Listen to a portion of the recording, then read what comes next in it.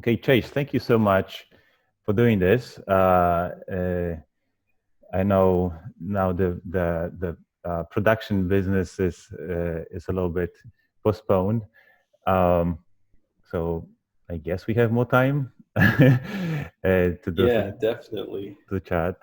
So tell me, how are you staying creative in the time of pandemic? Oh, it was really I was sort of void of any creativity for the longest time until a neighbor of mine who's a production designer and a good friend, Keen McKenzie, invited me to go on a bike ride with him to Rockaway Beach, and he loaned me his bike. And in that process, like the challenge of going from here to Rockaway, or yeah, I mean, it was just all those same needs of creativity, play, and curiosity, and all these things started being met through that one challenge. And then that sort of became a bit of an obsession, and I started doing it more and more. And then when the protests started activating, they sort of came to me in my neighborhood, and I went outside to check them out because I felt concerned for Akeen and another production designer friend in Ballweinberg who live in the same neighborhood. And because I knew the protests were outside their places, and I hopped on my bike to go um, see them and see if they needed anything or support or check out whatever. There was a lot of stuff going on, and I started filming that event, and so that was another like sort of creative thing that I've been doing more and more of. I go out every couple days and shoot more or participate in the protests here in New York. Yeah, that's probably the most creative thing that I have going right now. No, it looks super cool. I've seen some of that footage. You've been using a phone, is that correct? Yeah, yeah, yeah. It's Cool. it actually sort of came out of a challenge that was posed on me prior to any of the protests. I was reached out to by a filmmaker who was working with other filmmakers to make a film depicting kind of their quarantine experiences individually, and each filmmaker would make their own film. And I really struggled because I just wasn't inspired. And um, one of the mandates or the requests of the film was that it had to be shot on iPhone. So I sort of felt attached to that. And I use it in preparation whenever I'm like working on a film. So I'm very used to all the tools on there and ways to film. And yeah, it's definitely a great tool. Cool. Yeah, everything is black and white. I noticed. Yeah, Yeah, very cool. Yeah, yeah, great footage. I love it. thank you. um, so tell me about a bit about your background. Did you go to school? Did you go to film school?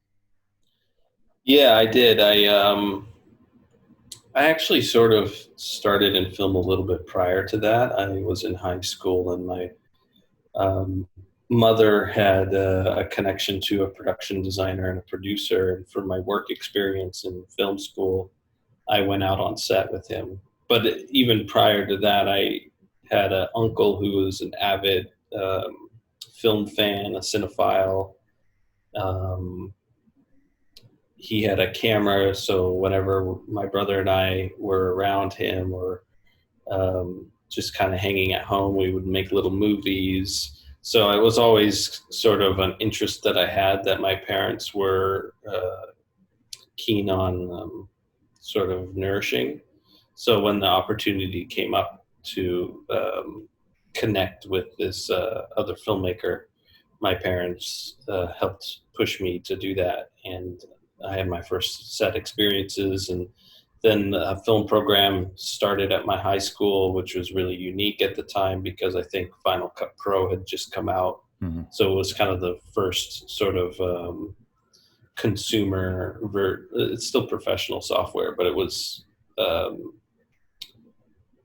much more lo-fi in terms of how it could be used. So it was introduced to my school along with iMacs and stuff. It was right around that time period.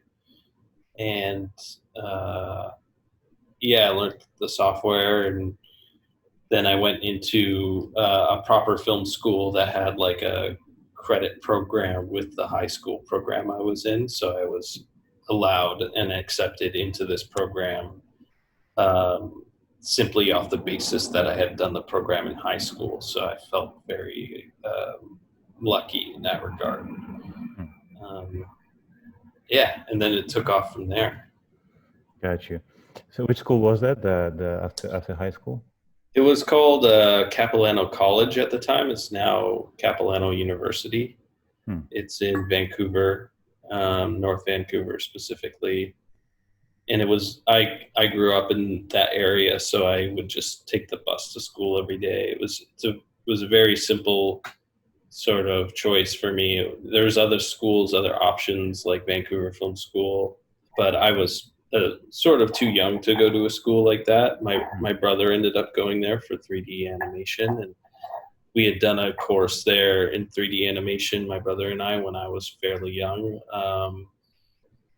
Though I think when you sort of have similar artistic interests as your brother, you sort of want to branch off and do your own thing. So my brother was really talented at painting and illustrating and sculpting and generally a lot of different art. And then I sort of started pivoting into cinematography and filmmaking. But all that interest was sort of sparked from my brother still, because when we were very young, he was older than me. So a lot of his sort of experimentations kind of influenced me. So he would direct these little films that I would shoot, when we were like 14 years old. So Right. Yeah. Anyway, that's sort of the trajectory. Cool. My next question is the kind of one of my favorite ones, because nowadays there's so much content online, and this profession is such a hands-on profession. And my question is, would you do anything different if you were to start from scratch? Would you go to school, or would you just start shooting and get that content from online, friends, or just simple experience? I think it depends on the individual, to be honest with you, because sort of people have different needs and motivations, and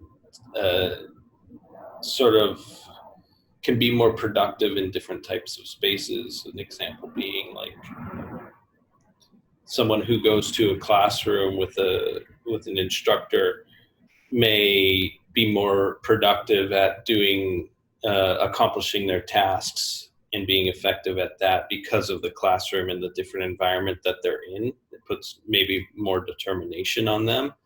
But then another individual might feel like desire the comfort of being at home and reading books and watching films and studying kind of in a different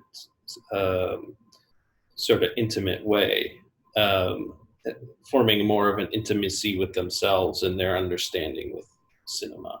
Whereas the opposite, the student that would go to a class might find it more of a social interaction.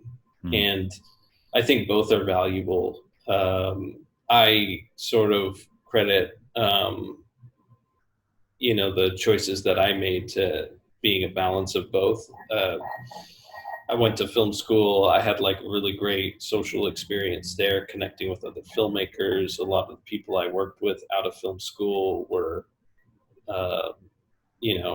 students in my class. So I had sort of it's difficult to make a movie all by yourself. So you have like, a colleague and a friend who's a gaffer, and then you're doing the art department, and you sort of team up and you help each other.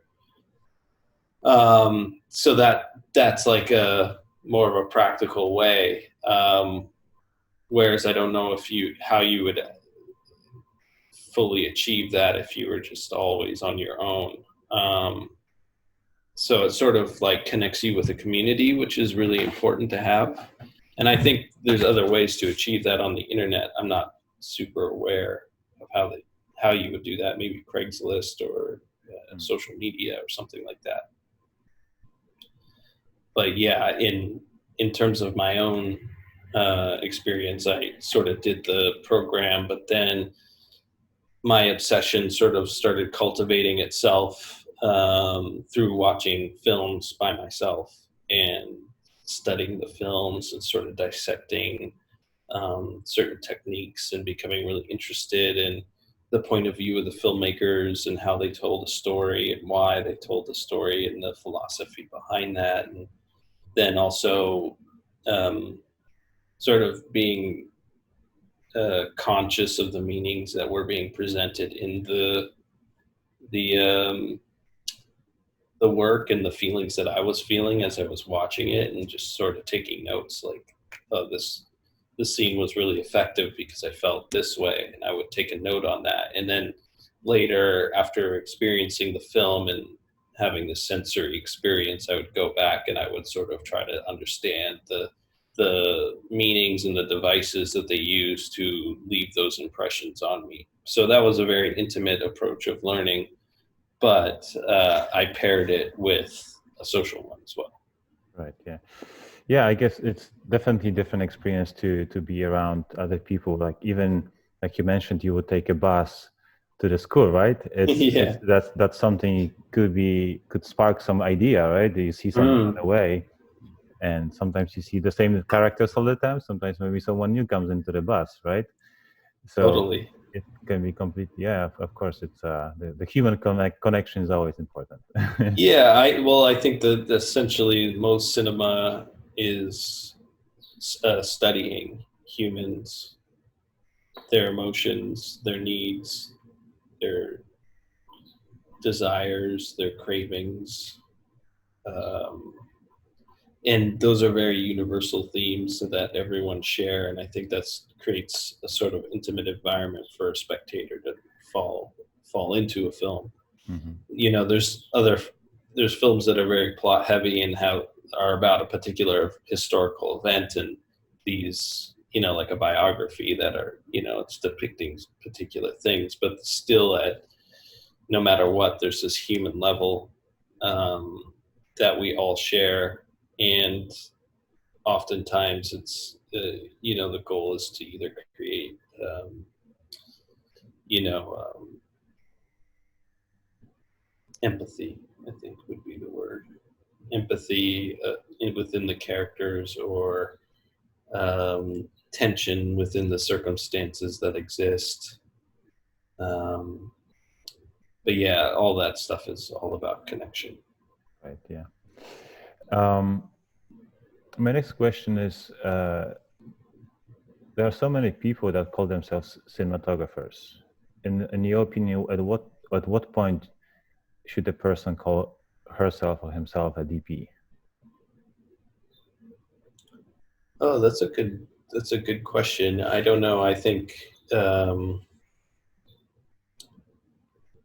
I would say the moment that you initiate sort of taking on the role of a director of photography on a production, whether it's professional or amateur, I would say I've heard terms like aspiring cinematographer, which I think is a valid term. Like an example of an aspiring cinematographer is like a film student who is working on student productions as a cinematographer, or um, maybe they're in a parallel field, you know, working in uh,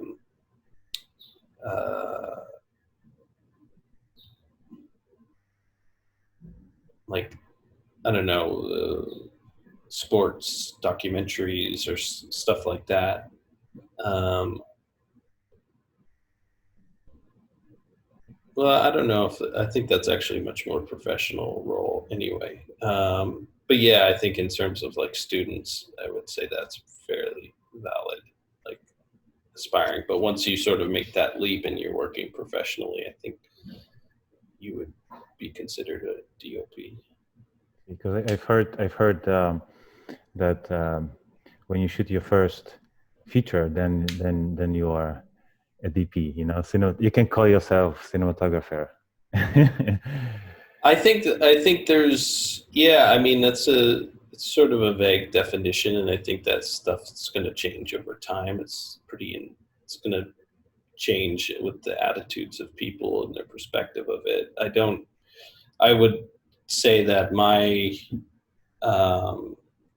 the first film that I shot is a film called Medays, but in actuality, I'd shot 5 features before that film.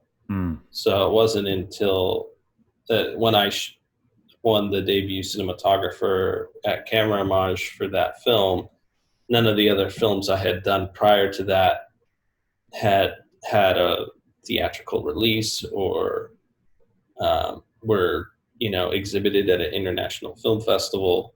So there's sort of like those, and I do value that. I think it was my debut, even though I had these other small films that were very, very tiny budgets, but those were like sort of me learning. I felt like a student still then. So it was eventually I had hit this hurdle, and I had this big change in people in the industry. It considered me in a different way, so I get that. I see. So it sort of depends on the outcome also. Yeah, I guess so. Yeah, I would agree with that. Like if you're,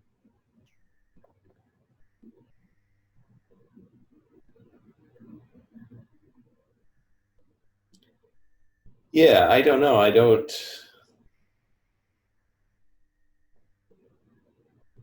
I'm not so precious about that term. It's a different era that we're sort of living in. I think when I initiated my sort of aspirations to become a cinematographer, there was a lot less people aspiring to it. It was kind of more of a quiet profession. It wasn't, the generation prior to me, they come up in the film industry. They were born camera operator, or their parents were camera operators at first ACs or DPs, and then they got into the industry, and then they became cinematographers. So it wasn't, I think it's sort of pre-digital, to be honest with you. Once digital sort of came around and you could buy a consumer camera that shot 24 frames per second, you could make something that had a cinematic feel to it. And I was part of that generation. I think that's initially when I started. I was a student when the first 24p cameras came out. And though I was shooting 35 millimeter because I was in a program to teach me that. But yeah, I see now that there's just such a massive wave of really creative people, young people coming into the profession, are aspiring.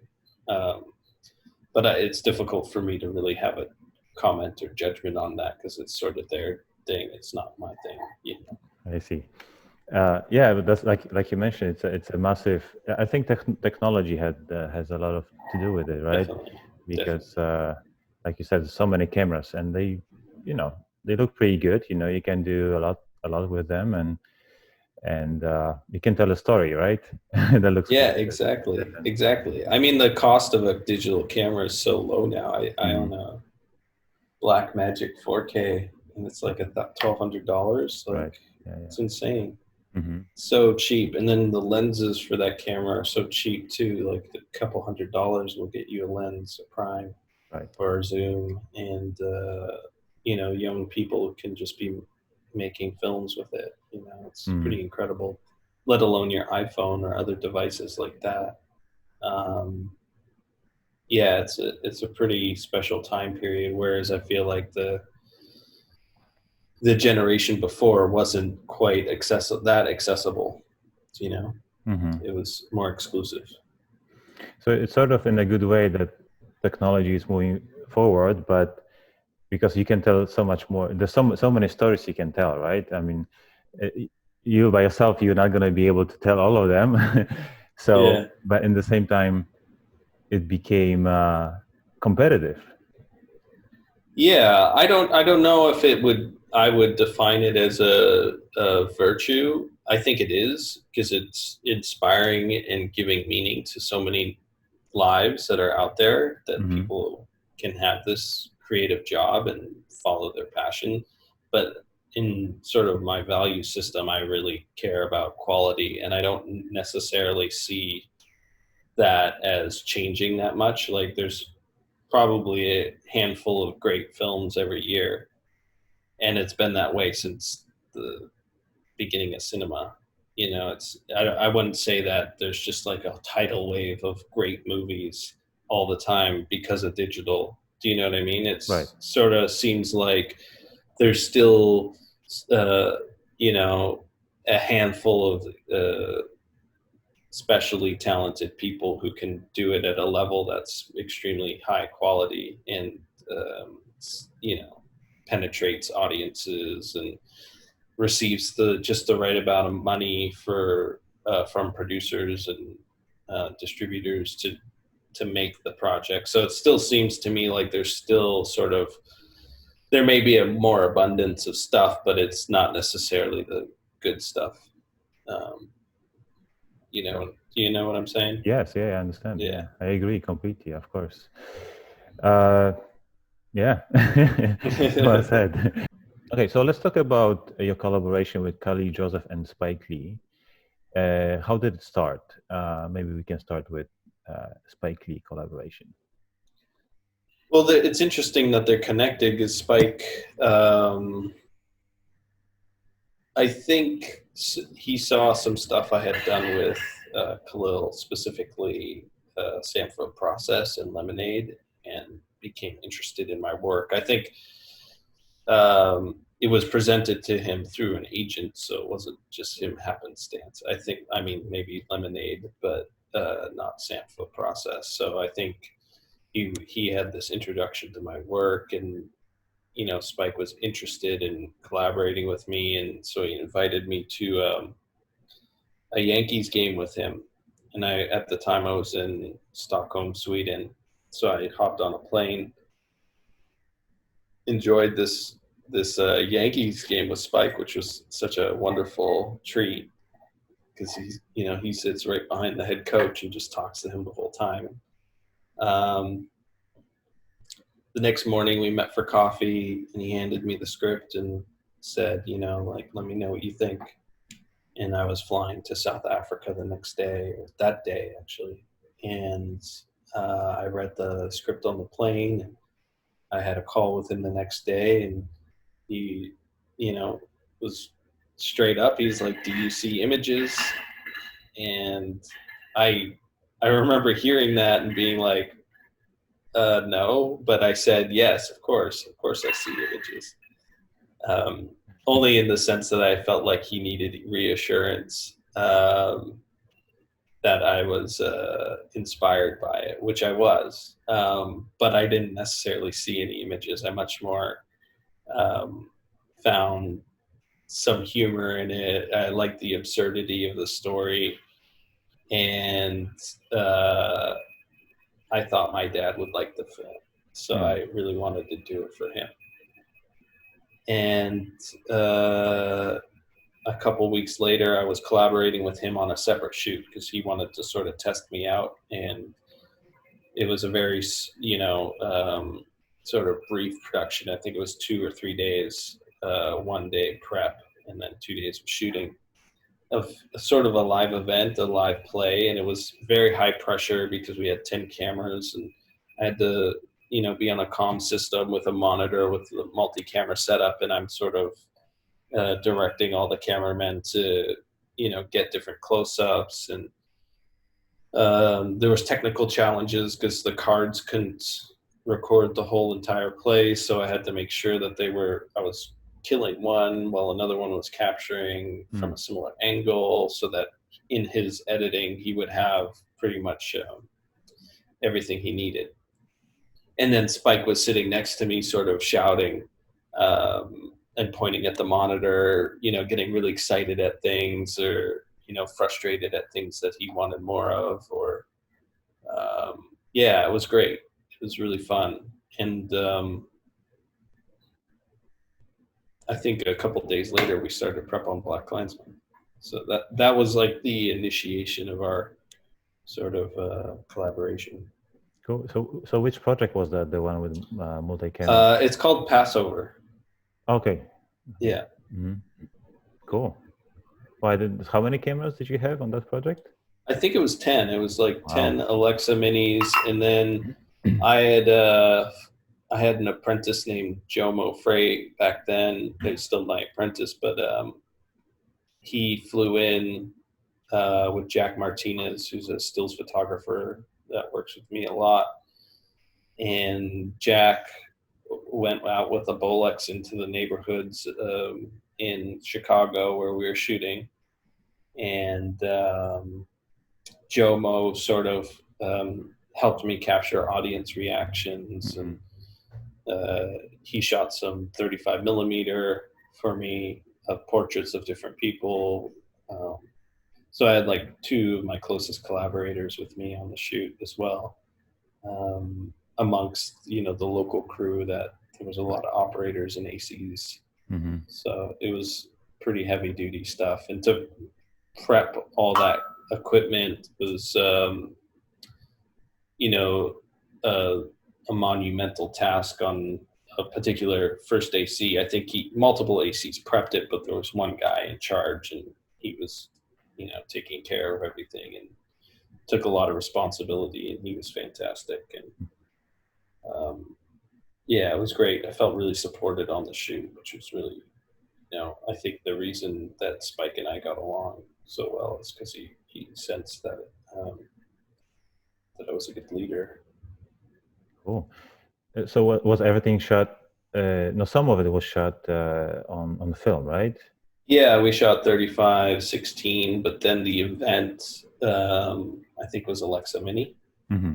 Mm-hmm. Yeah. All right, you mentioned it. Yeah, I that looks very nice. I love the huge street lamp and the whole Yeah, black exactly. backgrounds. Like this Exactly, black yeah. is so rich. It was amazing. Yeah.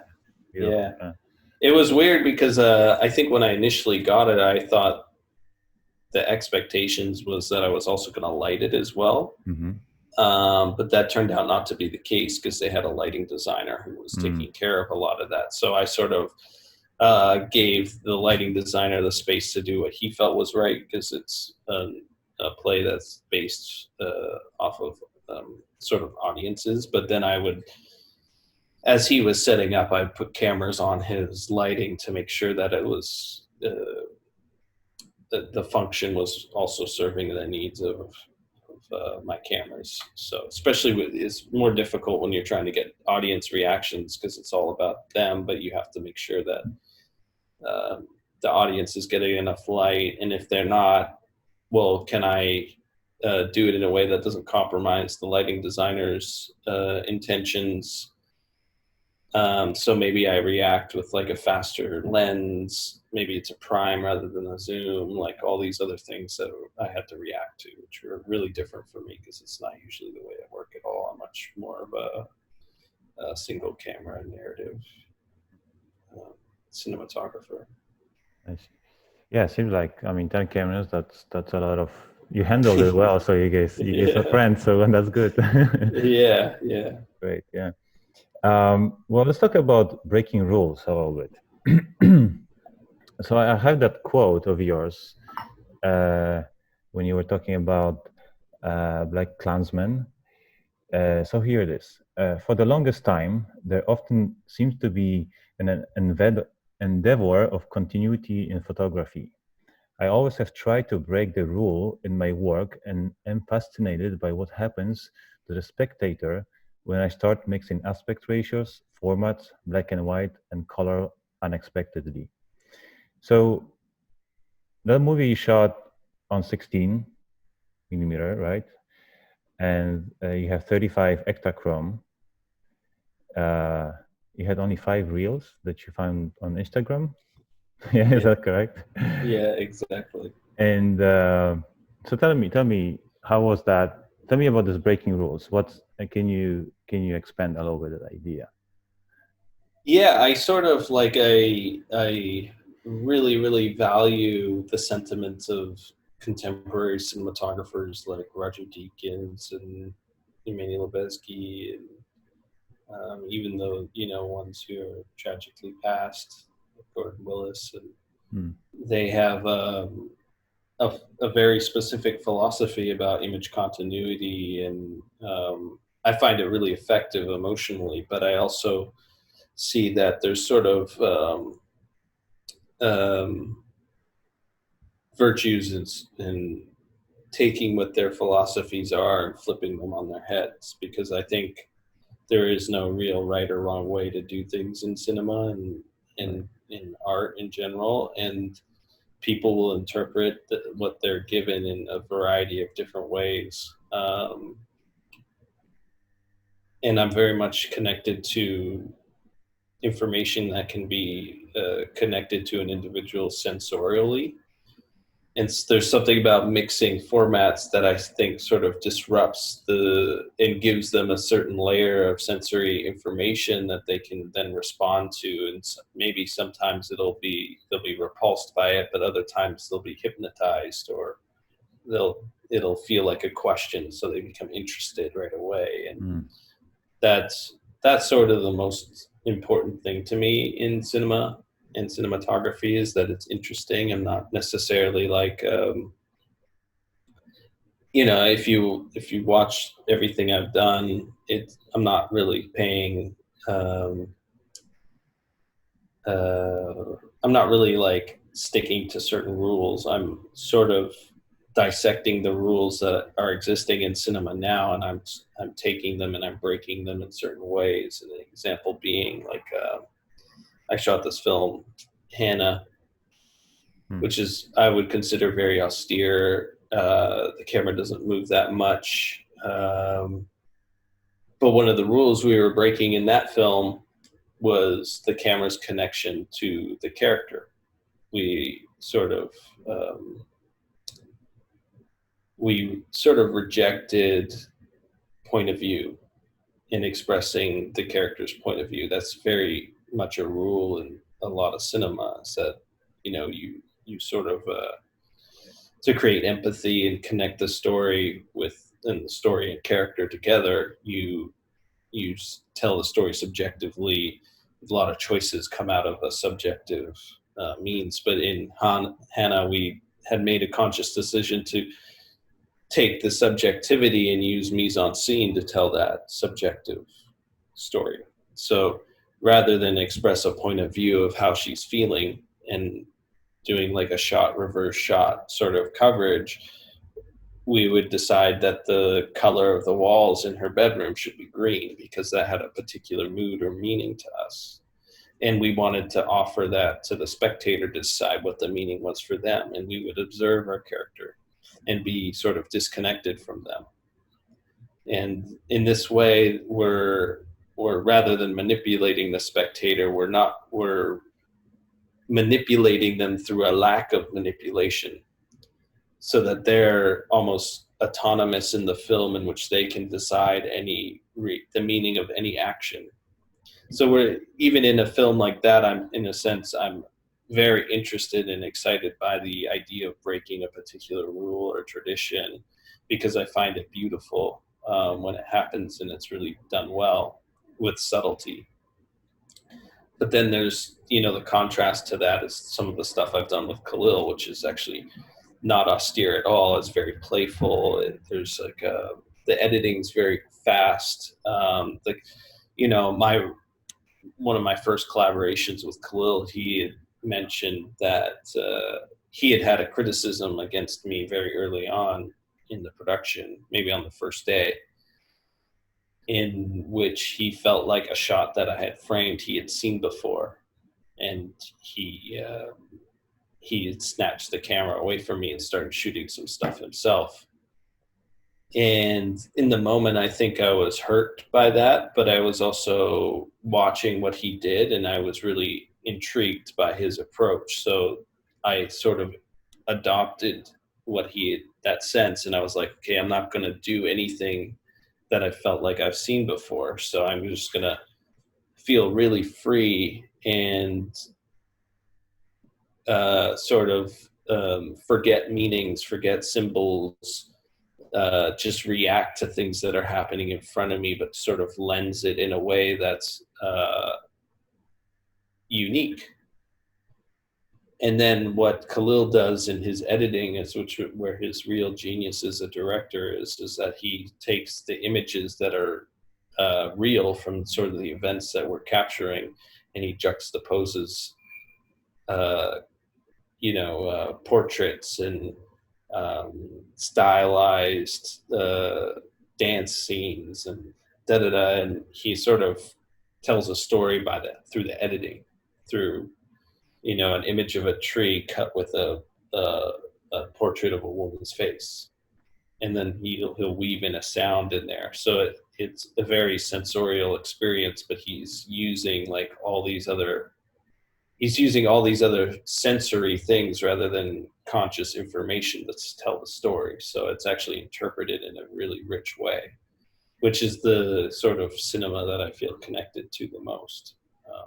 Even Hannah, even though it's a completely different aesthetic, it's essentially trying to achieve a very sensory experience as well, because it's a lot of it is about hearing the wind going through a window, or a very static frame with a very subtle gesture.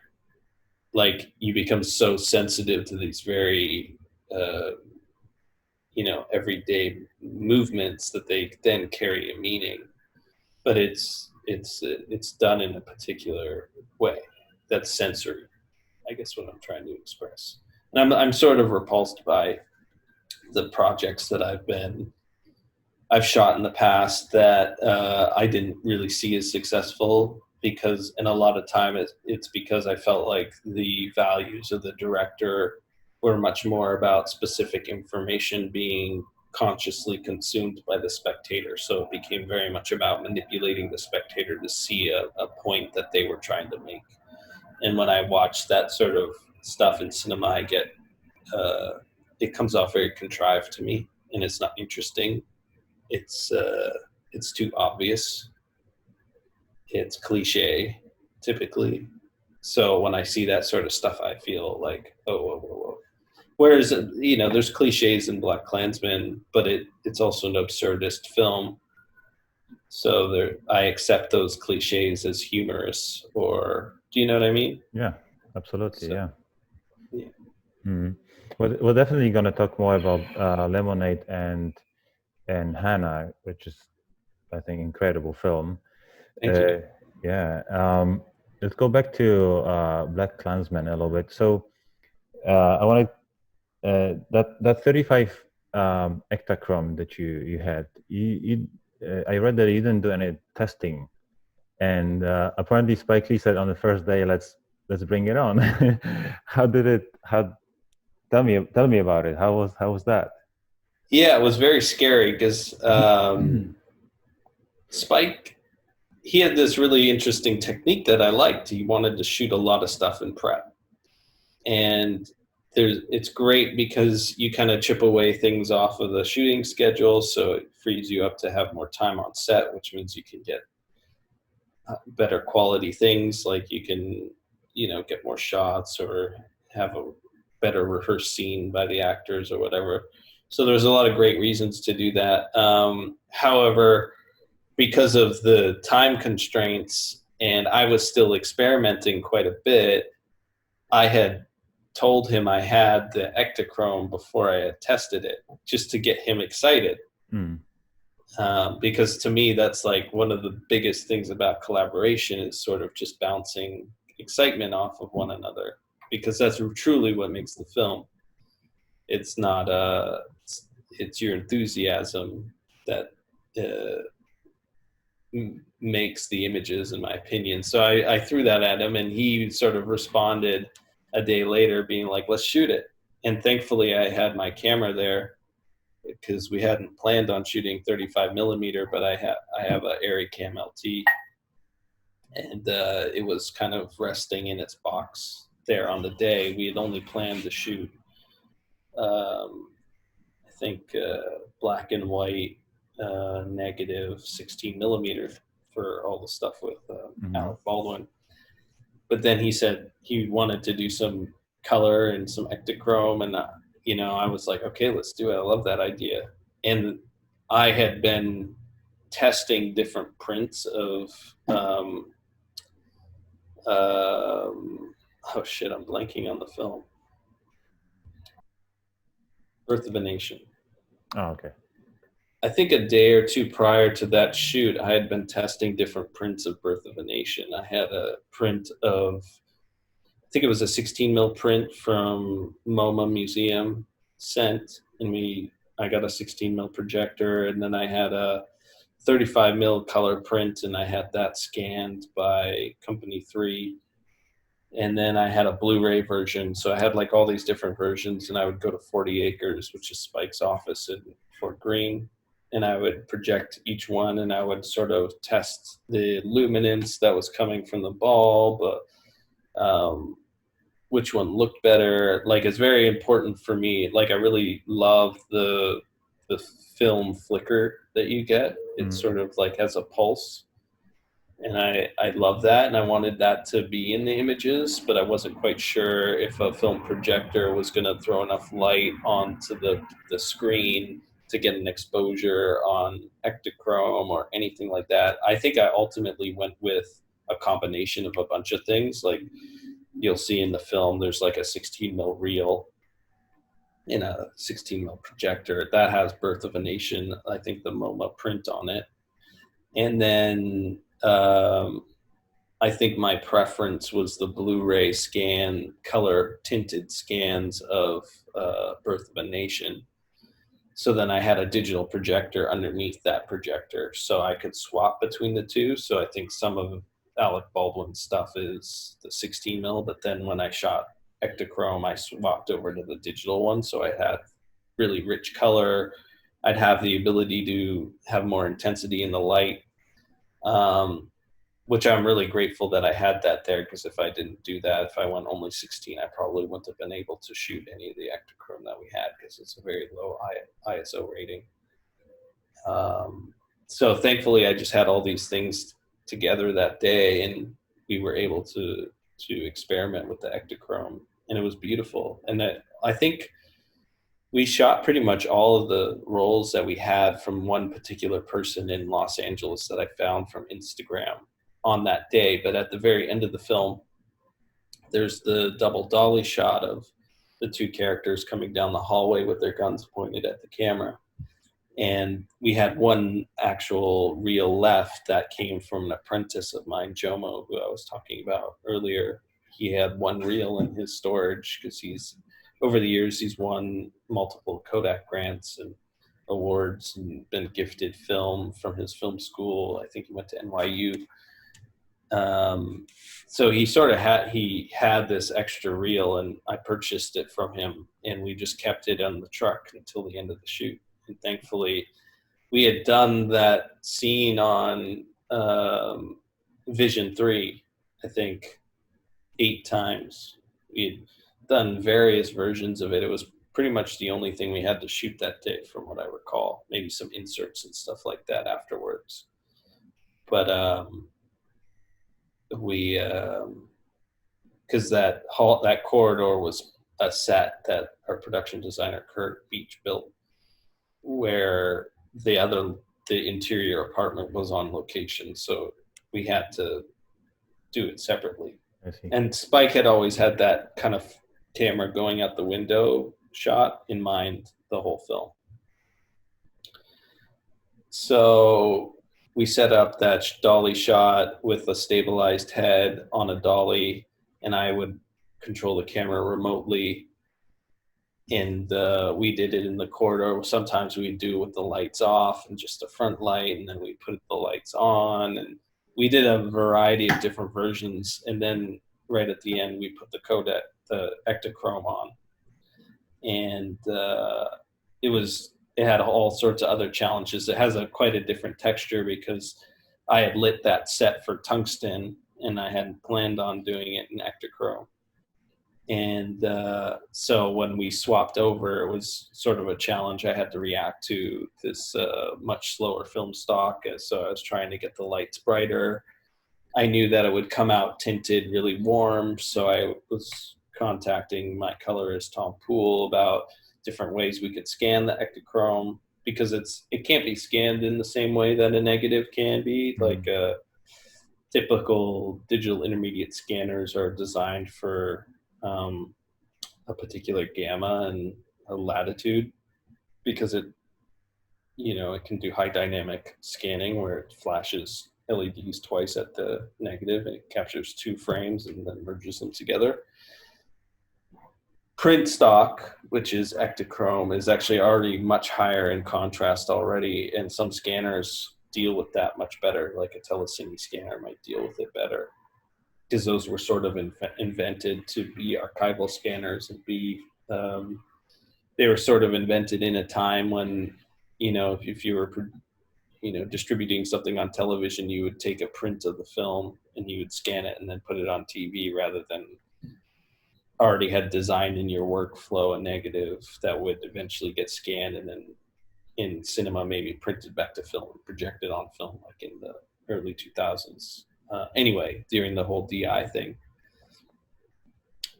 But yeah, so there was this sort of communication going on between Tom and I, and really trying to figure out how to best deal with the Ektachrome. And I was so grateful that we had that opportunity to shoot it, because it's still not something that's really accessible. I mean, Kodak has released a new Ektachrome stock, but it's really only available in 16 millimeter, and it's in limited quantities because the demand is fairly low. So it's you have to order it very far in advance in some scenarios. And I really would love to shoot something on 35 Ektachrome in the future, if I can convince Kodak to sort of do a special order like that, which they've entertained for me in the past. Whether I've never been able to pull the trigger on it because of logistics, but it's something that I would really love to do because it looks wonderful. And even the 16 Ektachrome that I tested last year for a film called Blonde looked wonderful. And I think Spike's new film, The Five Bloods, shot a lot of 16 Ektachrome as well. So if you wanted to see that new stock, you could see it in that film. Okay. But I'm not sure the workflow they use for that. Well, there's always Instagram, right? Maybe just can find it again. You don't have to contact Kodak. I know. I feel like I've tried. I tried again and nothing came back, which is sad. It was heartbreaking.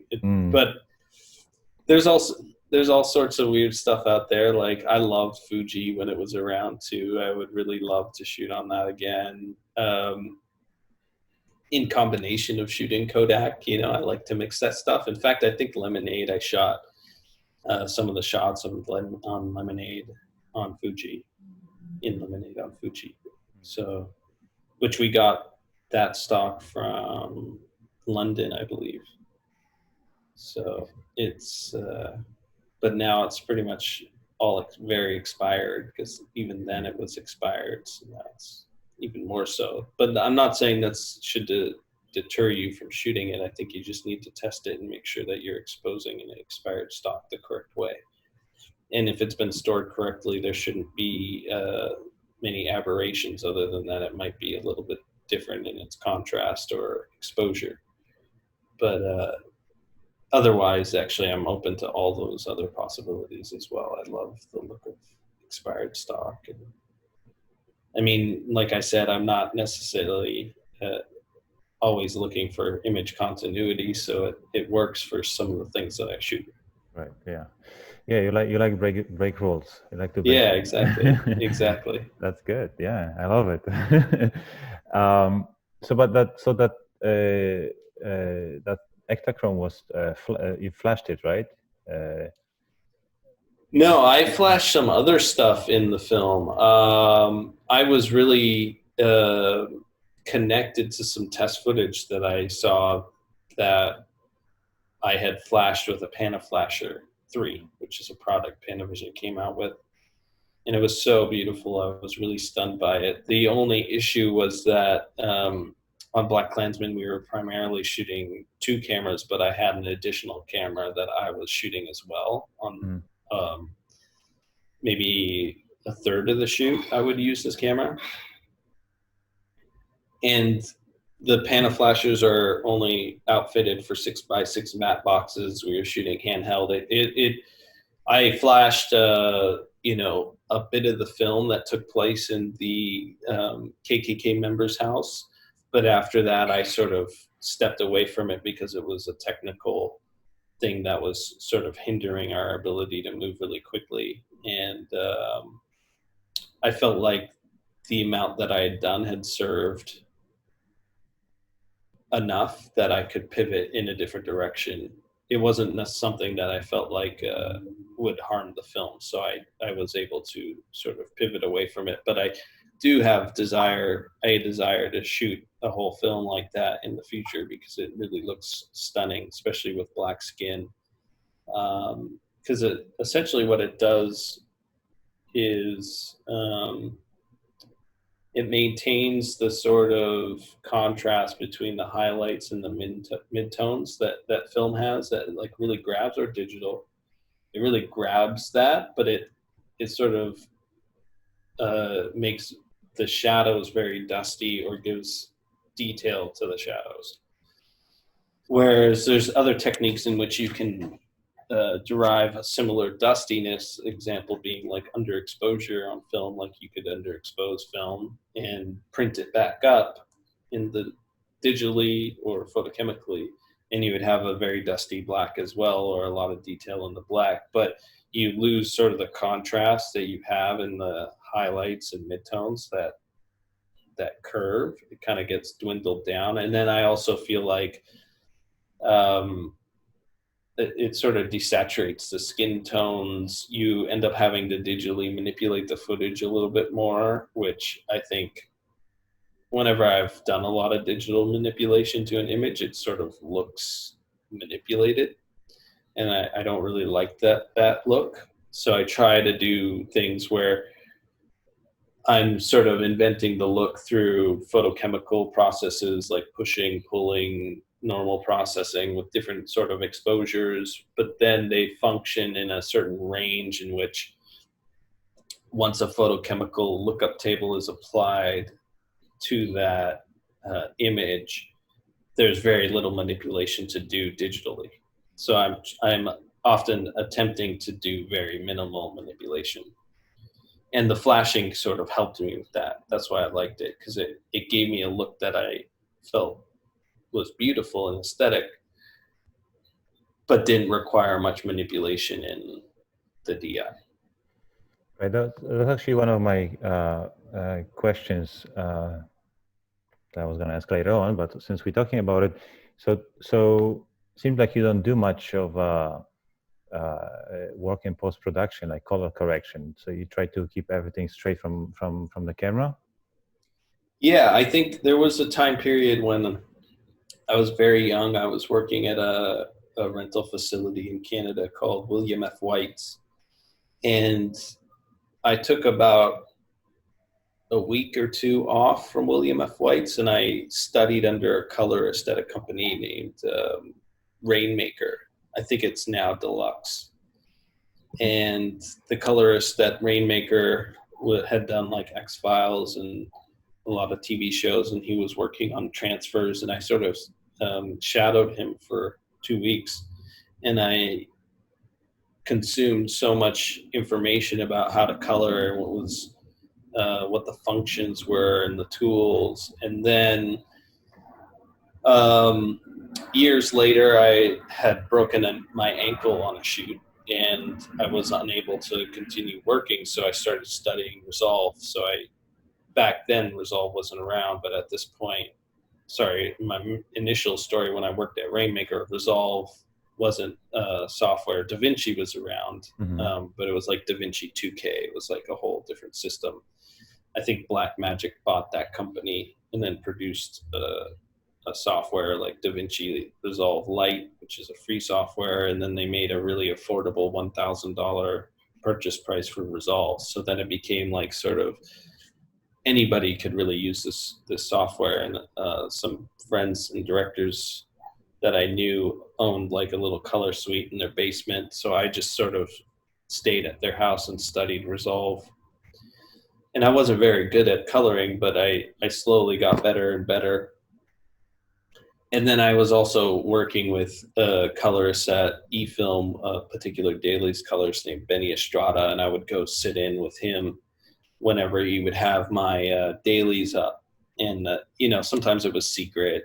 I would just go in there and observe. It's a little tricky because time is sensitive, but Benny and I had a very nice bond, so he would invite me to come sit with him, and I would try not to waste too much time, but also give integrity to my images. But he was using a software called Luster, and the way he would use it is just like almost like a traditional photochemical way, where he would just use arrows on the keyboard to sort of print it red or more green or more blue, or brighter, low. It was very, very rudimentary and basic.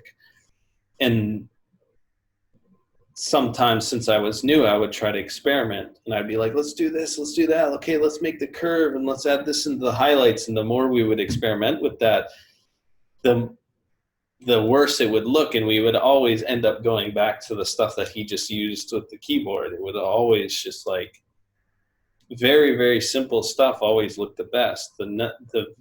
The least amount of manipulation had the most elegance, and I like elegance. So then when I started coloring more, and when I did Hannah, I had a very good relationship with Tom Poole at that time.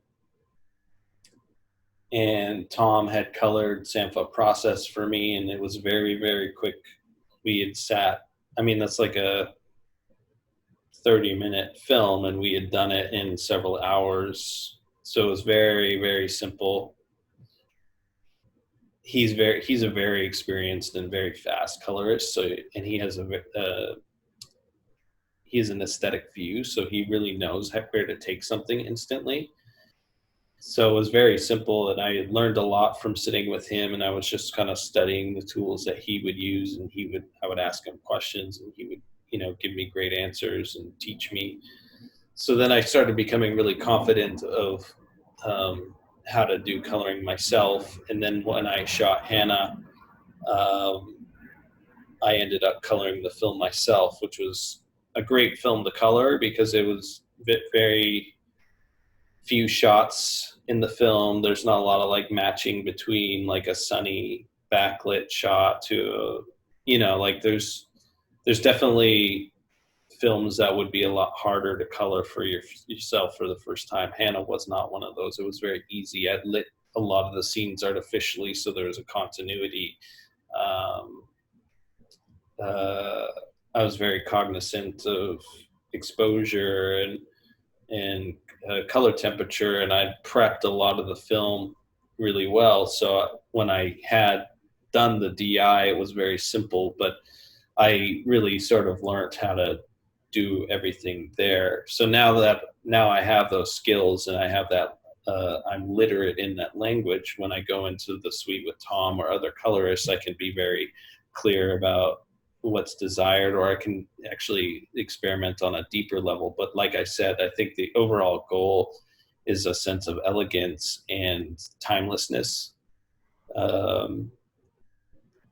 That's really important to me, I think, in just terms of my aesthetic view. I don't really respond to things that have visual cues that are overly contemporary. Specifically in the color, I'm not necessarily talking about camera techniques or lenses and whatnot, but specifically in the color, because I fear that sometimes when you take the quality of the print too far in a new direction, it becomes very, it's sort of like film stocks in the 80s. It's like so specific to that look that I don't know, it's just not it's not as beautiful to me. I always sort of wish that even the films that I shot on color had that same elegance of black and white. So I'm very cognizant of that, and I try to like collaborate with production designers and express um, my ideas about color. I put a lot more on them to sort of to give the film color rather than me do it with tints or manipulation, because I feel like it always looks better. It I feel like it allows the spectator to sort of access the film in a more authentic way without a filter. Once you start layering the filters on, it's sort of like um, it's impeding their access. It's like looking through a really foggy window you can't really see. And maybe that's good for some things, but I like it to be clear. So, because especially when you're talking about telling stories and uh, leaving impressions and expressing themes, I think you're you need to be clear for them to see those themes. So that's my philosophy in terms of that. So let's go back to Lemonade. So it seems like uh, it was it was complete freestyle working with Khalil, sort of. Yeah, Yeah, yeah, it is. It is. it's It's sorry. no, it's like he doesn't give you really anything. He's just sort of sets up the scenarios, uh, and then he disappears, which is really makes you feel so vulnerable because who you are and what your ideas are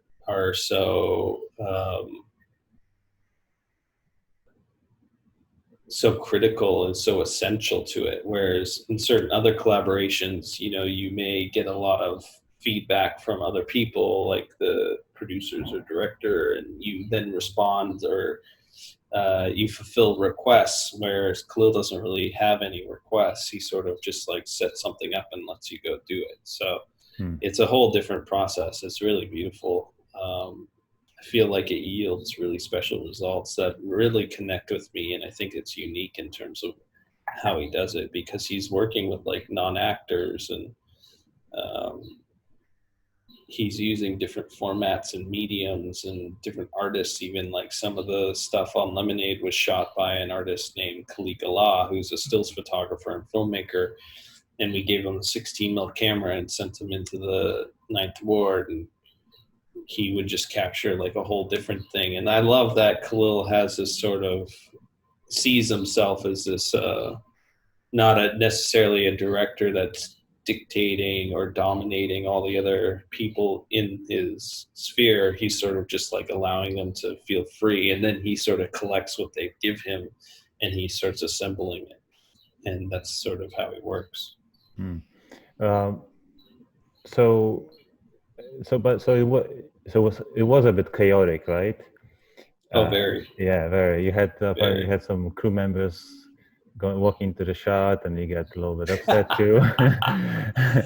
But Oh yeah, and all the time. all the Nobody time. knew what was going on because I see. Khalil doesn't really.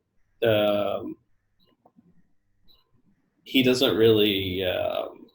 He allows the process to grow within itself. He doesn't really tell people like this is what we're doing, because in his mind, once he does that, it's just going to yield the same results that any director could yield. Mm-hmm.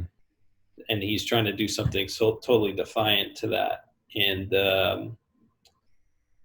but it's really makes it difficult for producers to budget that because they don't really know what's going on, and um, it puts a little bit of that responsibility on me because I end up having to communicate certain things that I may intuitively sense Khalil's going to do based off of my experience with him, and tell that to the first AD or the producer, and then they can sort of try to keep up with us, but nobody really is able to keep up with us, and that's sort of why when the crew gets too big, like it did on Lemonade, people start walking in the shots. I mean, I think Hannah, the production designer, was extremely frustrated during the shoot because she was prepared for something much more traditional, and we weren't adhering to those rules at all.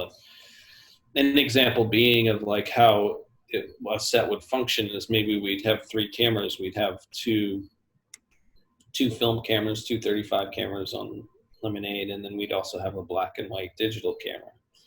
And then we'd have like another artist with a Bolex working on a completely different area of town. And yeah, we have like, camera assistants for all those cameras, but sometimes I'll walk over to a scene and I'll tell the camera assistant like, okay, frame the shot up. I want you to sort of proper face off, and maybe here's a pancake lantern, light it with that. And then I'll walk away, and then I'll be with the steady cam and be like, okay, push in and do this. And then I'll come back over to the other set and I'll be like, how did the portrait get? Like I'm sort of assuming a different role as a cinematographer, where I'm essentially giving liberty and freedom and autonomy to all the technicians on set to contribute, especially the focus pullers, and be operators or be their own DPs in that moment for a shot or whatever, while I'm setting up other stuff. So it's very chaotic, and nobody really knows what's going on because there's no video taps, and there's a video tap, but there's no video village where everything's being seen. It's very different process. So, but the great thing about working that way is Khalil gets all this footage, and all this footage that is actually somehow always special. It's sort of magic how it happens that way. That's his genius in my mind. He sort of like sets it up to happen that way naturally. It's like a path of least resistance. It just sort of happens. And the footage to me that really becomes precious is that it's natural, it's soulful, it's unique. It captures something that's sort of sublime, and I feel that's always one of those emotional things that I feel super connected to in the great films that I've watched. It's like this feeling of that, the meaning of the image and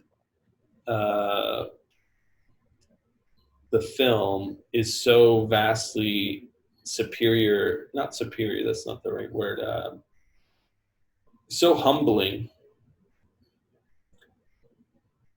that it sort of leaves you in awe.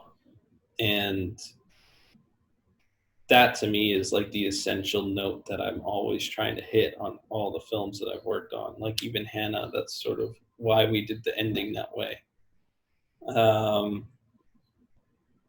It's almost like the film sort of is this wave that washes over you. And the great thing, Hannah, we attempt to do that at a very specific moment at the end, whereas in stuff with Khalil, he's sort of doing it 3 or 4 times during the film, which is really beautiful. Anyway, I feel like I digressed. But. No, it's amazing what you're saying. I mean, I guess that spontaneity and it, sometimes works very well. A little chaos here and then, things come out. But you still have to watch for those things, right? You can't Totally. be just like, yeah, definitely. It's definitely organic, and but it came out very good. Yeah, I think it's really joyful because in the moment you're like a musician just playing like a improvisational song, like a jazz song. So you sort of like are very sensitive and very vulnerable to all the things that are happening around you, a gesture, a smile, a person walking by, like that. There's an image in Lemonade where there's this leaf that comes out and it blocks a woman's face like this. Yeah. I was to capture that shot. I remember being extremely frustrated with the crew because everyone was walking in the shots, and it wasn't their fault. It was just the crew was too big for what we were doing. And the space that we had. So I wanted my own space, and I wanted to, feel more isolated and have an intimate moment with somebody. And just as I think the only person with me that helped me with that was Jack Martinez, my stills photographer. and she had said to me earlier in the day that this woman was really interesting out of all the castings. So I found her and I pulled her and I put her in the chair and I put the camera on sticks and I shot that shot. I think I pulled my own focus. No one was there except Jack and I and this model. And I believe probably if you looked really deep in the background, you'll see like a crew member walking by, because it was just like there was no way around it. Nobody was really communicating, and the ADs had no control, so it's just going to happen. So it was, it came out of my sense of frustration, but also my sensitivity to and my vulnerability to the things that were happening. Me being in this state of flow and being in the moment, and sort of, it's very much like playing a sport, but so, and I put a lot of sort of demand or not expectation, maybe it is expectation on myself to make sure that every shot is very special. And I use that word because there's a lot of things that can make a shot special. It could be the acting, it could be the composition, it could be the color composition, it could be the person's face, it could be the setting. And whenever I set something, I sort of ask myself that question: is this special? And if it does connect, I'll shoot it. If it doesn't connect, I won't shoot it. And I'll try to be sensitive enough to find that thing that is special. So I'm like a hunter in a way, on those sets specifically. Not so much Black Klansman, because it was very scripted, and it was I was sort of like a new member of the family, so I was working within their system. I see. Which isn't really that. They showed great respect to that style in me, and there was moments where I got to do that sort of stuff, but it was in a different vein and a different essence, because I think that in that film, it's not as sensorial. It's like Spike's trying to communicate specific meanings about race and that's his aesthetic. He's trying to like allow you as a spectator to consciously consume it, whereas Khalil's presenting information in a way that you unconsciously consume it. Gotcha. If that makes sense. Yeah, of course. Yeah. I'm glad you mentioned. I was going to talk about that specific frame of that woman with the leaf that her eyes, not face, but eyes, which makes it mysterious, right? It's just a little bit and completely different. You ask different questions, right away, and you called it veiled erotica. Kind of style. Yeah. It's very interesting. Yes. I feel like when you conceal certain information that sort of inhibits the spectator to fully connect, it becomes erotic. It's like, what's more sexy than a woman wearing like a beautiful gown or something? Really, it's concealing the thing that you want to take off, but it's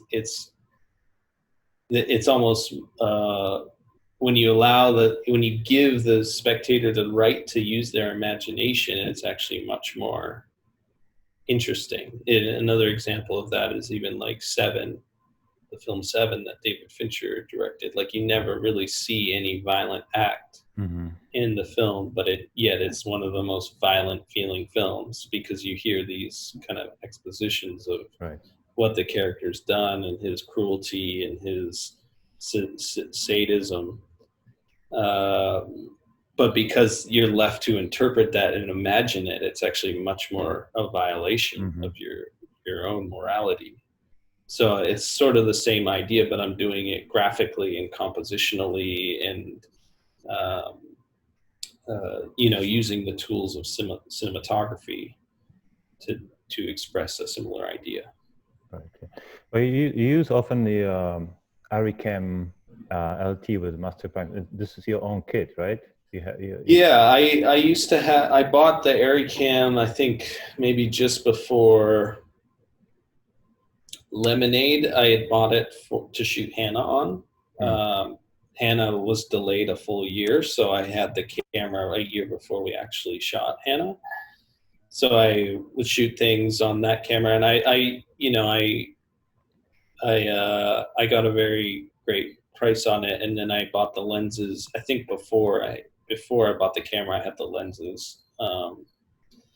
I sort of early in my career, I really did not want to buy any equipment because I felt like it would influence my choice of what tools to use, and I didn't necessarily. Um, I thought the purity and the sanctity of the script and the project should dictate those choices, not necessarily what you have or own.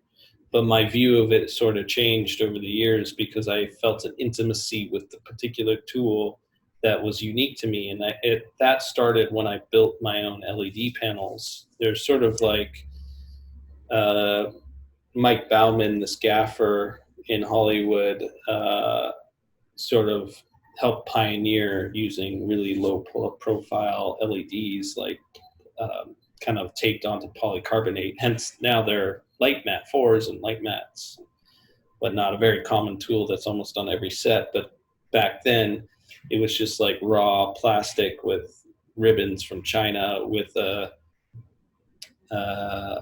dimmer that had proprietary technology to light gear that stopped flickering. So I had invested a bunch of my own money on building these panels out with my own hands, and I ended up using them so much on so many shoots, even Black Klansman. But from probably the first music videos I shot, I used those panels, and I felt really connected to it, and I felt um, like they were instruments. And it's, if you're a musician and you have a particular skill and talent, and you've built up an intuition and a way to wield a particular instrument, you should indulge in that. Um, because it is sort of a beautiful thing that you can master even more greatly the more you use it. So my perspective sort of changed on it over the years, and I started really valuing what the ARRICAM gave to me and what I could do with it. The Master Primes I didn't feel so connected to. I sold them, though I do like the look of them, but it was more so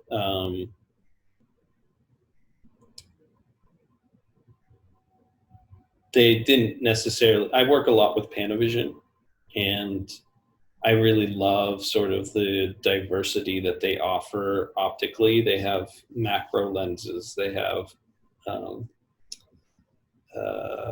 primo lenses, they have vintage lenses, they have like weird optical elements that you can use. So ultimately, what it made more sense for me to always use Panavision on my shoots. And you can mix Panavision and Ari like I did on Black Klansman and Lemonade and all that stuff, but it becomes a little bit more challenging when you have different mounts on the cameras and you have to use adapters. And it's so I may buy lenses in the future, but I might buy something a little bit smaller. I'm actually sort of intrigued by the gimbals that are out right now. I haven't used any of them really, to be honest with you. I've used a Ronin 2, but I bought another camera called an not a Penelope, but an Atten 35-3, and I took it over to DJI in LA when I first bought it to see if it would function on a Ronin. And they had no problem setting it up. So I was really interested in sort of having this secondary camera kind of set for Ronin work, whether it's, on a dolly or a crane or rigged onto a car or on a vest of some kind. I just thought it was like a very interesting, quick tool that you could, do a lot with. You could be pretty jazzy with it, but I haven't experimented with it at all, so I have no idea how I'll react. But I like stuff like that. I'm sort of geek in that way. I liked finding tools and like having a connection with them that sort of liberate me when I'm out there, in the moment. Yeah, like I read on Looms, there was a shot in the when that farmer was feeding whatever animals, Yeah, the and pigs. the pigs, and then um, so that lighting apparently wasn't that attractive, right? So you had to change, and that was mainly done with some simple lights from hardware store, right? Or so. Yeah, we like I've done that a lot on shoots that are in remote places. Like the Mm. first thing I'll go and do is go to the local hardware store. Like I did a music video with this director named Bill, the artist. I'm blanking on the artist's name, but we were shooting in Kerala, India, and I was very concerned on that shoot that Indian culture of filmmaking is very bloated crews, Yeah. and it makes sense for those productions because they have a massive workforce there and they need to protect everybody's job. And if you're making a Bollywood movie, it makes sense. But we were making a music video. It was in a remote place featuring these kids, and I didn't want these massive crews, so I Mm. kept the lighting list very minimal so that when the vendor would send the equipment and the gaffer would receive it, he would keep the crew to a particular size. But then I took the gaffer to a hardware store and I had them build batten strips and I had them buy a lot of fluorescents and I had them basically create a lot of the lighting um, that I would end up using. But it helped me fulfill my need for having like an intimacy, and then also it had a particular look. And on Looms it was the same thing. I went straight to the hardware store. I found these sort of like parabolic bulbs, and I had counted the bulbs in the feeding room. It's like where the baby pigs are, and a couple fluorescents, and I requested that the gaffer and key grip just rigged all that stuff up, and I thought it was really beautiful. Yeah, it looks very nice. Yeah, Yeah. definitely. Yeah. Mm. So I really look like Trump. Like I'm so orange, and there's some like blue behind me. Well, it's sunny now. It's nice. Yeah, it's like Nice. keeps changing. So and then Yeah. the camera reacts to it. Like it's weird. Yeah. So let's talk about Hannah. So when I watched that film, I mean the frames I was just like it was just mesmerizing to me. It's just the perfect balance of the frame. Like you said before, there was not much movement of the camera, so it's sort of like still images with that were alive. How much? I mean, that's my opinion, of course. Yeah. So how much input did you have in camera placement on that project? I mean, Andrea and I are like perfect match for one another. We're Mhm. such close friends, and I adore him. And he's a very, very kind and giving person. And I think we're pretty much in complete harmony. I can't really say um, we never really debate or argue. I think the camera, we're sort of looking for the same things, and the camera just always ends up in the right position or an Mm. interesting place. And um, he just gives me a lot of space to decide on those kind of compositions. Yeah, it's wonderful working with him. And that sort of goes back into my aesthetic view about that. And to be honest with you, I would say that Andrea is maybe like a hugely influential director on me. Like a lot of my principles and my values are based off of the stuff that I learned from him and just discussion. Mhm. Because when I met him, I was really young. I was 28 years old. Um, and his view and his sentiment about cinema was very specific, and it totally, every word he said just made complete sense to me. So as we sort of developed our relationship and further discussion came along, it just sort of everything just happened really naturally. It's really grateful. In fact, that he confessed to me not even that long ago that he was looking for an email that I had wrote him because I had said something in the email that he wanted to remember. And he looked my name up and he went down to like the bottom of his inbox and he saw an email that we had exchanged in like 2009 or 2008. And apparently when I was living in Vancouver and he was in film school, he had made a post to request a cinematographer, and I had responded and he loved my work and made a request. And both of us completely forgot about this because I was not living in LA. I was actually pretending I did. I was sending my reel to people. I was going on Craigslist and I was sending my reel to filmmakers looking for DPs on Craigslist as a way to find out if I should move yet. Because if I get a response saying like, yeah, I really want to work with you, that means like, okay, I can go there and work. Mm. So I had done it like a handful of times, and it just so happened Andrea was one of the people that did respond that I had no idea about. He didn't remember. So it's sort of like it's really beautiful because we sort of fated to meet and like work together and collaborate. It's meant to be, I guess. Yeah, exactly. Destiny, exactly. yeah. Yeah, we're a married couple now. I see.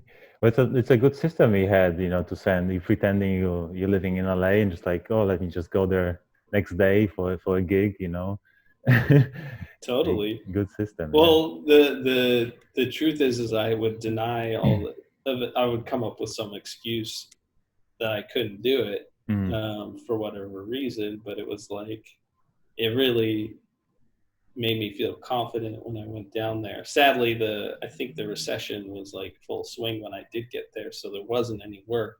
When I first moved for like at least four years, so I was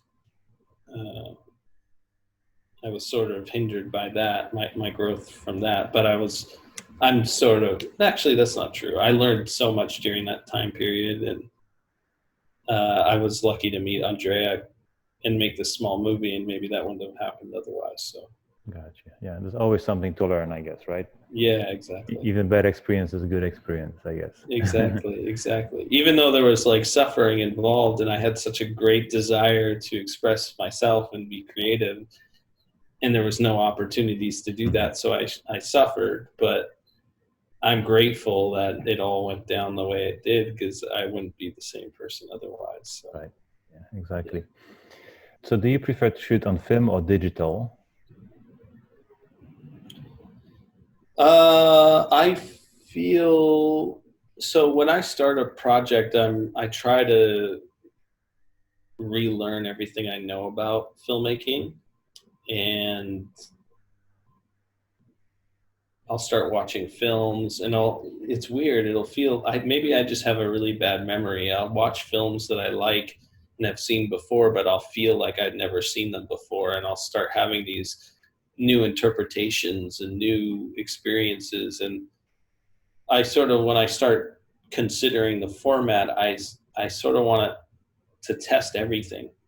So I'll end up shooting digital tests and film tests and 16 and I'll sort of try to relearn what I thought I knew. And when I sort of look at those tests, I'll go into a theater with a colorist, or I'll view them on my laptop, and I'll just sort of see what connects. I can tell you most of the time the film connects, and I don't know why, but I that would be my answer to that question. It's not that I have a bias towards film. I just, in every scenario in which I take on this sort of tradition or discipline of deciding what the film is, it always seems to feel more connected to film. The only kind of conflict with that is that sometimes when I take on a project, I push for film right away, only only in the way to protect myself later when I truly know. Because on some productions, if you tell them that you're going to shoot this camera, they're going to take that as a contract that cannot be broken. And I want to remain open. So, example being like on Black Klansman, I didn't know I was going to shoot that on film. I didn't know any, like I said, it was the same scenario, but I had always represented to the line producer and the production that I was going to mix formats, and I might shoot some 35, and I might shoot some 16, and I might shoot video, and I might shoot anamorphic, and I was just keeping everything on the table, and I protected that for weeks and weeks, and they would come back at me with more and more pressure because they want to get the numbers in, but I was very certain that it was important to really know and feel and respond to the images on a big screen, and then have that sort of excite your enthusiasm, and then you go with that thing. So that's sort of my process. I'm not I don't, like I said, I don't really have a bias towards any particular format, but I have this tradition in which helps me connect and feel my enthusiasm, and it's through, in a sense, starting from scratch each time. I see. So, what is your style, and how do you create a style?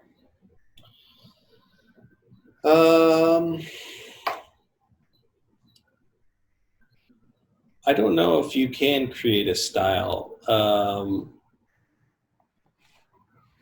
For me, style is the sum of your experiences as a human being.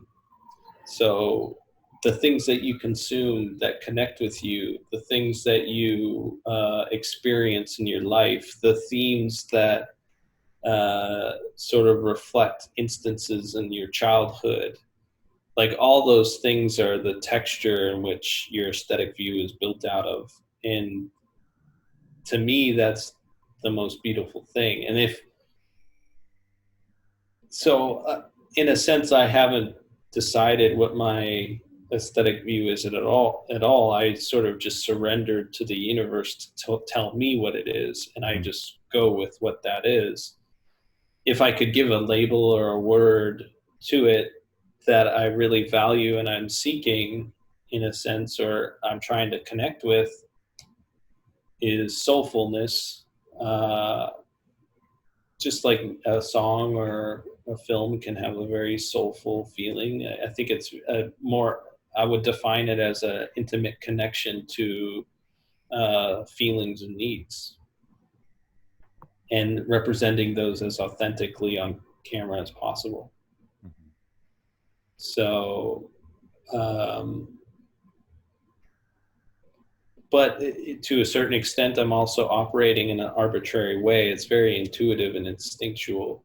Um, and that's that soulfulness as well. It's not something that is sort of planned out or set up or contrived. It's sort of, like I said before, you surrender, and it's a gift that's presented to you, and you go for it. And that's sort of how I try to work as often as possible. It's not always possible. Sometimes you're hired onto a commercial to get a perfect shot of a car, and there's, it's a much more technical thing.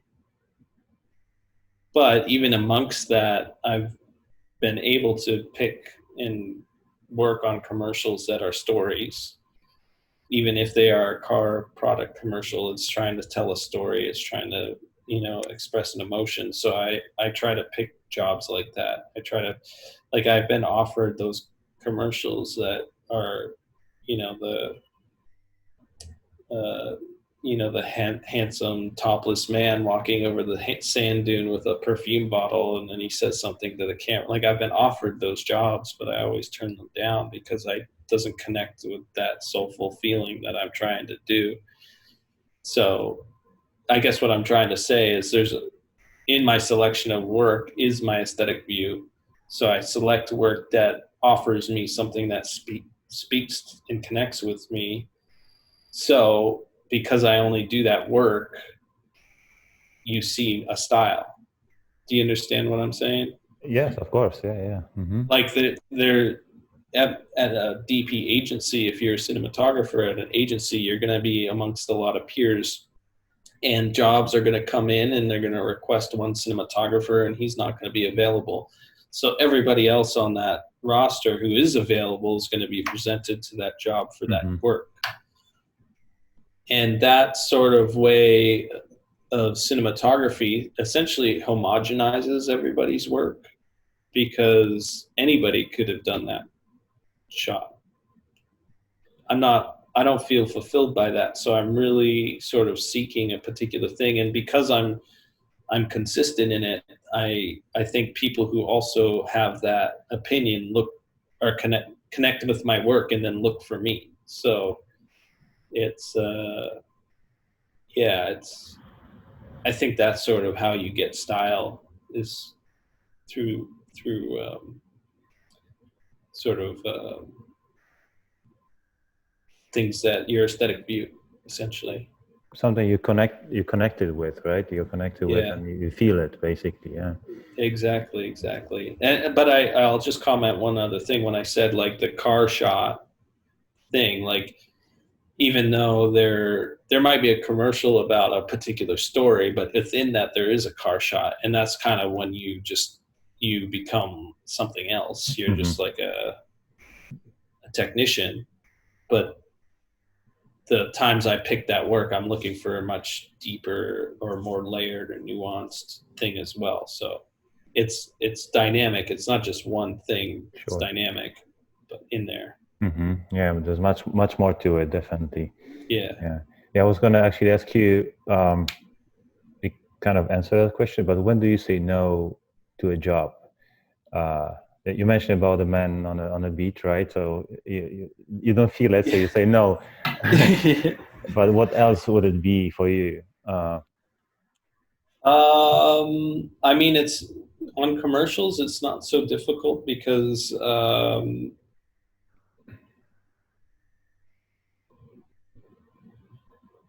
oh wait, maybe it is difficult. I'm pretty precious about everything I've decided to do.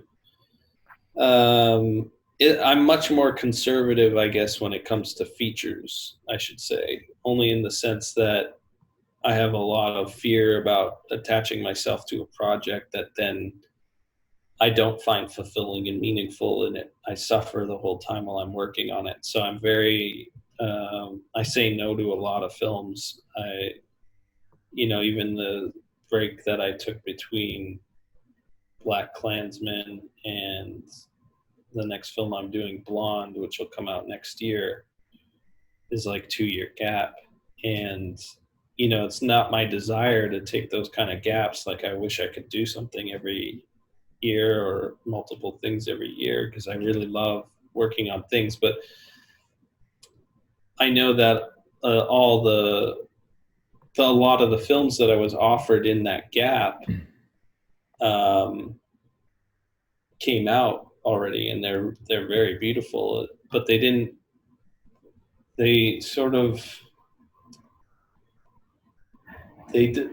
really connect with what I was thinking or feeling in that moment and needing. And I pass on those opportunities because I want to protect that. I want to like keep cultivating it. I want to, I like breaking rules, and not all projects are interested in breaking rules. And just because I'm available doesn't mean that I should do that project, And another thing that is really precious advice that I did receive from a peer is that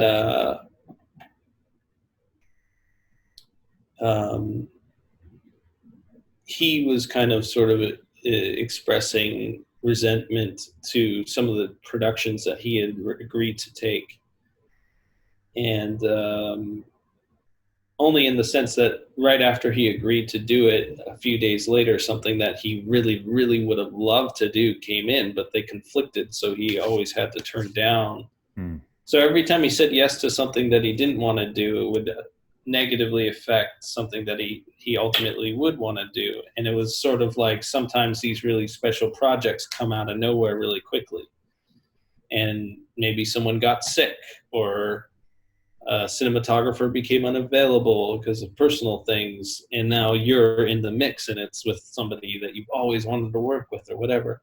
So it's sort of, in my mind, it's sort of important to stay available for those opportunities. So if something doesn't really connect with me, I feel sometimes I feel like saying yes to it means I'm saying no to something that does connect with me because I've agreed to do that. So I'm sort of, I I keep myself open, and I have that sort of thing in the back of my mind, like, okay, so it becomes really, really important for me to connect with the treatment or understand it, or I'm doing a call today for a project that I read the treatment and it didn't make sense to me. So I requested time with the producer to hear them say what it is that they want and they're needing. Because if our needs and values are in harmony, yeah, it could be something I work on, because they're going to give me the space and they're going to do all this and they're going to be Mhm. grateful for the things that I can do.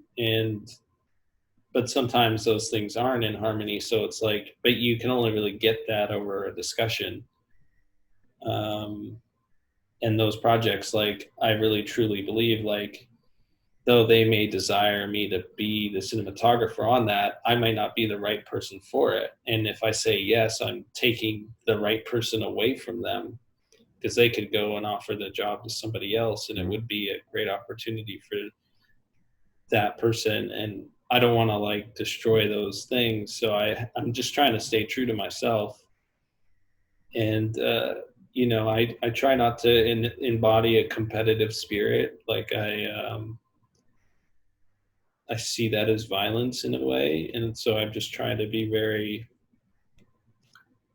connected to myself. And, you know, um, yeah, I think that's the best way to put it. Stay connected to myself. And that dictates all my decisions. Right. Yeah, it's important to protect uh, your work. So in a way you can mess it up too, right? If you're not feeling Yeah, well, it's not gonna come out totally. as And I as, think, as you want it. I think also, if you take on work that does become disappointing and, in a sense, a trauma to you, it sort of affects your enthusiasm for future things. And that can be tragic. That's like the real tragedy, is if you lose your enthusiasm and passion for something. And that could happen if you say yes to things that aren't fulfilling to you. You Mhm. might start viewing your work as a chore, and that serves nobody. In a sense, you become a slave at that point. And I'm very protective of my my enthusiasm and my soul, so I can give it when it's the right thing. Great. Yeah, you're doing a very good job. Thank you. um, Next question is, who is your favorite DP, and um, which directors and or DPs would you like to collaborate with?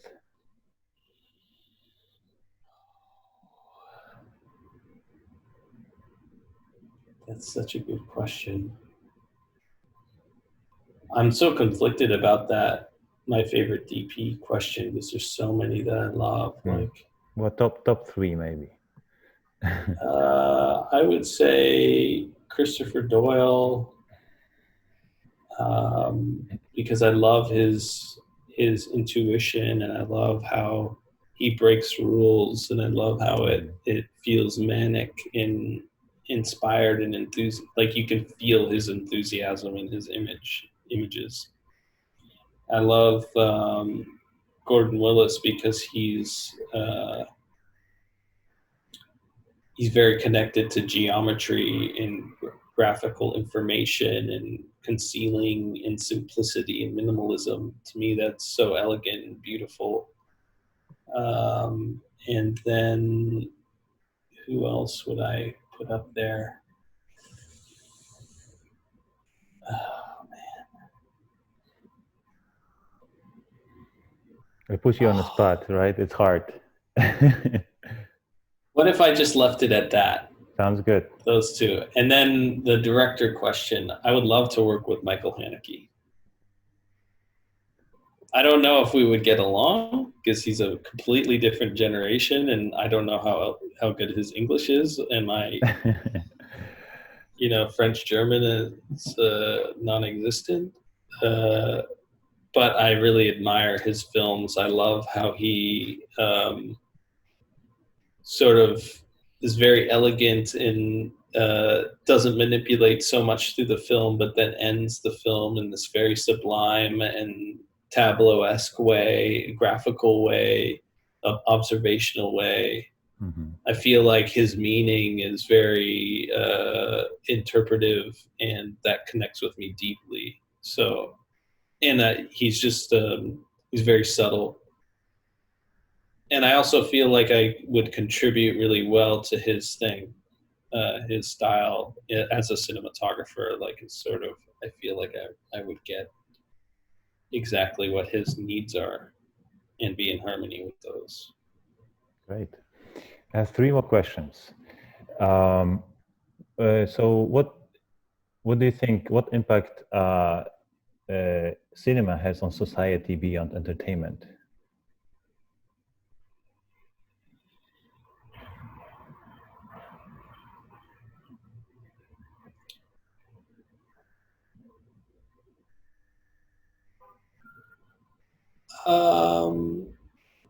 I feel like they can manipulate a lot in culture and historically. An example being like a more subtle, small film can influence a director who's attempting to make a commercial film. Like, I met a director last night and he's doing a very large film. I think it's $80 million. And he felt so connected to Hannah and Medea's. And yet he's not making a film that's going to emulate anything like that. But the culture of him as a director has been informed in this. So in that $80 million movie will be the essence of this really small. Do you know what I'm saying? Yes, yeah. Uh-huh. So I see that they're all sort of interconnected in a way.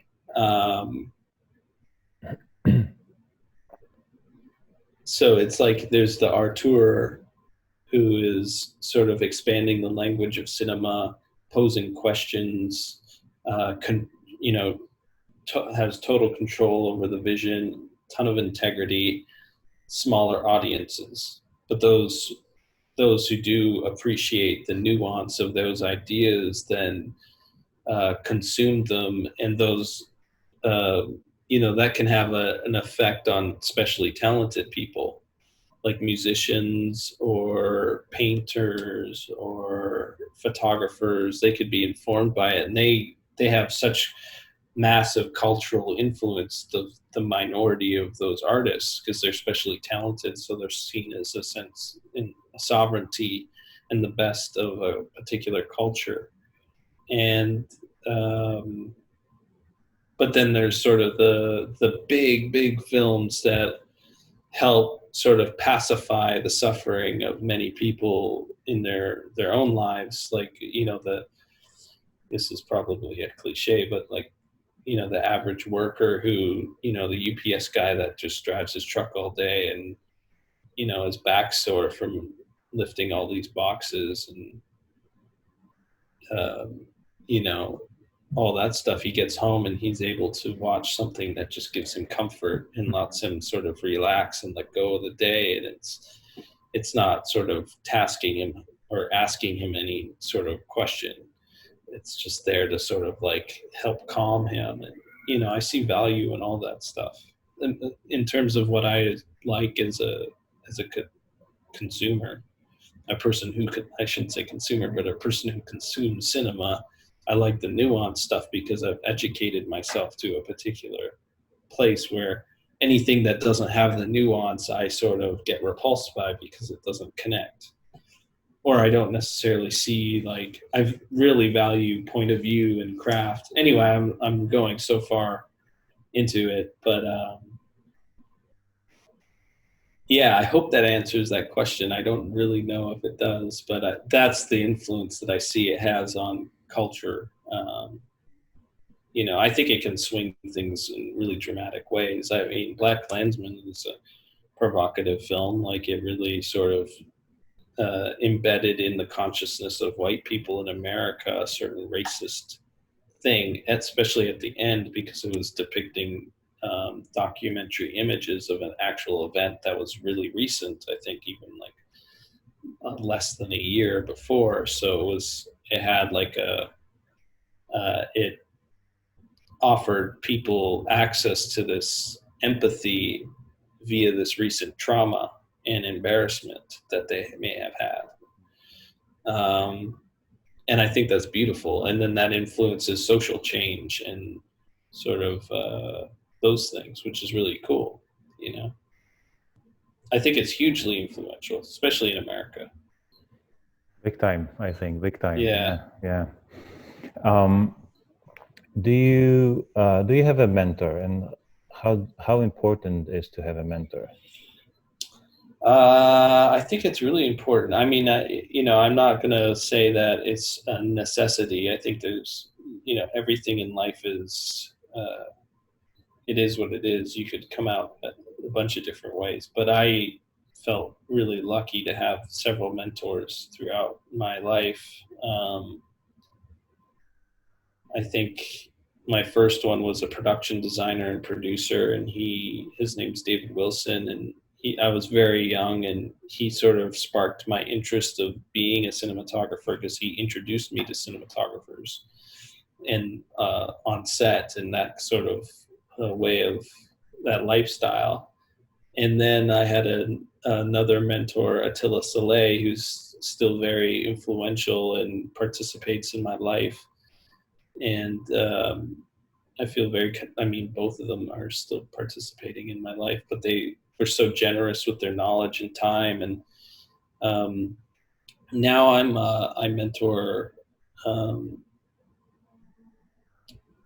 mentor a lot of young cinematographers, and I have a different approach to it than my mentors had. I think when my mentors, they were working in a system that was like a union based system, and I was not in the union, so I couldn't really work.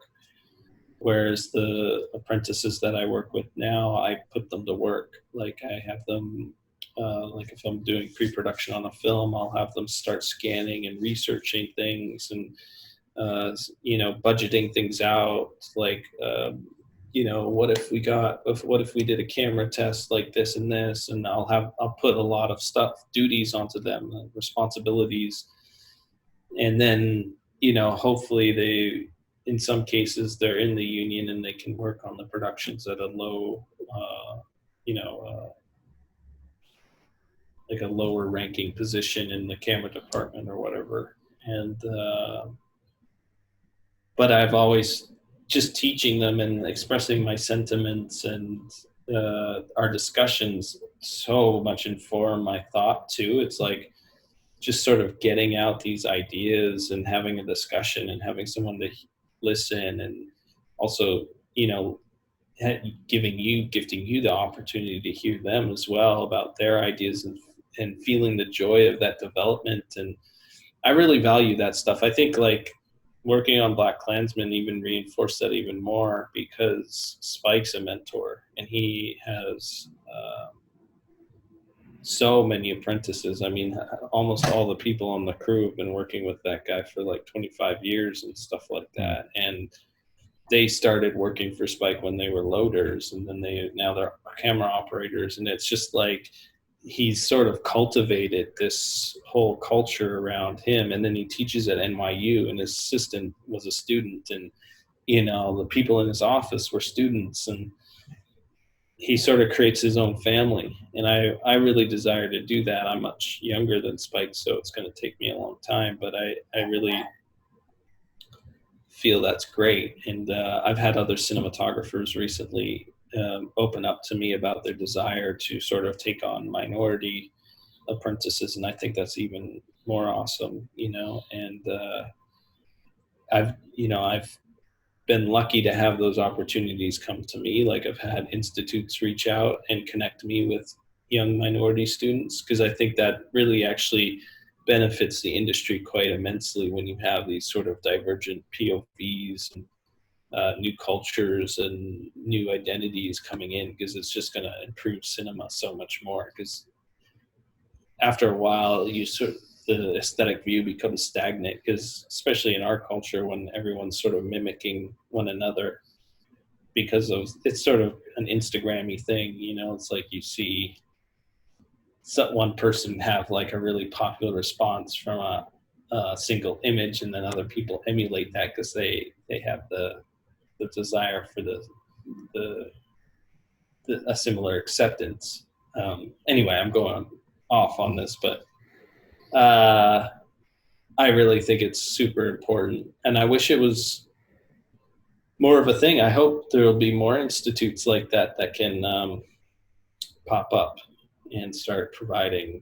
I think it's maybe a necessity, because the industry is going to change after COVID. I think it's a good idea to sort of have a new way. Well, hopefully not through Zoom, that could be like, that wouldn't be the same experience that we talked about at the beginning, person to person, definitely. Totally. Yeah. My last question: what is your advice for upcoming cinematographers?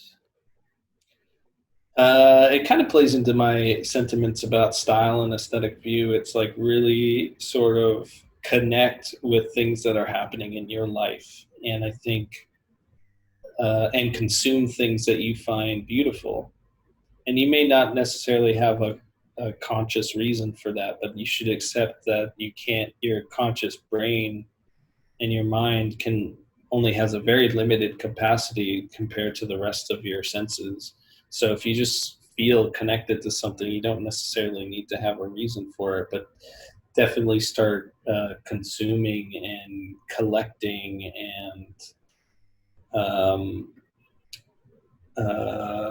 taking notes of the things that you really feel connected to and inspire you or make you feel a particular way, or especially empathy. And when you're trying to cultivate that into actions, maybe it is appropriate to emulate it, but do it in a conscious way where you know that you're learning and you're deriving something from it for that moment, and that you're going to build your own thing out of that too. Because that takes a little time. Like when I first started, it was really much about emulating the cinematographers I liked, and I would read about the techniques they would do, and I would emulate them, and then sometimes it was successful and other times it was total failure, and those sort of whittle itself down into your own style eventually. And that's, you should be open to that. You should accept that. Because as a cinematographer, you're an artist, and I think that is sort of the really precious thing about the craft, is that you have this liberty to sort of express yourself and be who you are. So you should go for it. Sounds like a great advice. Thank you so much. Yeah, no problem. Chayse, thank you so much for doing this. It was a great pleasure to talk to you and listen to talk about your experience. Thank you so much. Great pleasure. Thank you. Thank you. Thanks.